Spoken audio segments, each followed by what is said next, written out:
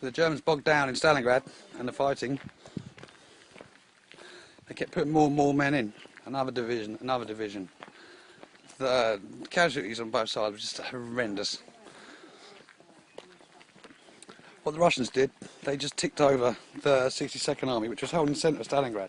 They just put enough troops in, just to keep it ticking over, just so it wouldn't fall. It was touch and go a few times, but again, Russian bloody infantrymen wouldn't have none of it. The reason why they only drip-fed supplies and men into the 62nd Army across the Volga River was on the northern and southern, to the north and south of Stalingrad. What the Russians did, they were building up massive reserves of men, massive reserves of tanks and aircrafts, although it was in the middle of a bitter Russian winter.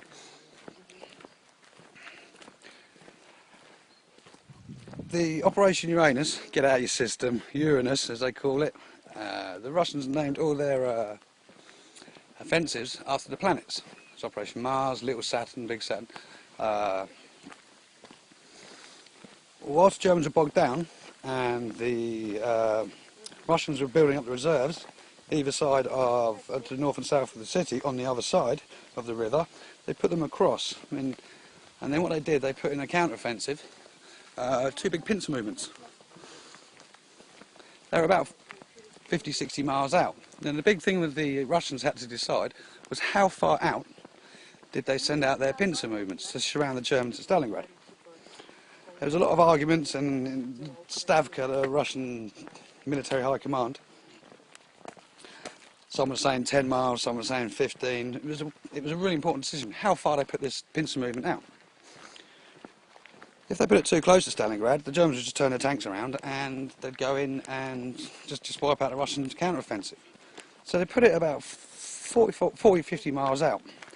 The River Volga runs north to south. The city is on the west bank.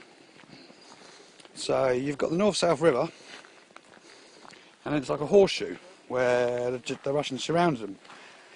They met at a place called Kalash on the Don, which is where I am now. And they met up, and it was in bitter fog. Russian winter, it was 19th to 21st of November. And they met up in the town called Kalach. And because of the fog, they couldn't see their hands in front of their face. They used to send up flares. It was two tank armies that met.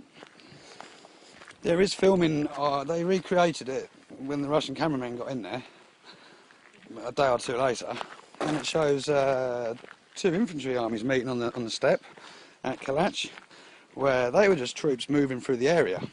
The tank armies that had met up had already moved on, the men were probably dead.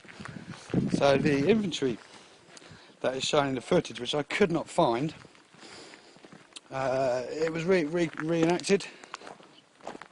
So the infantrymen who were passing through that area to go to the front, they met up.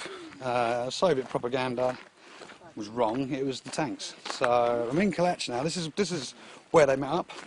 Sort of waffling now, so have a nice day.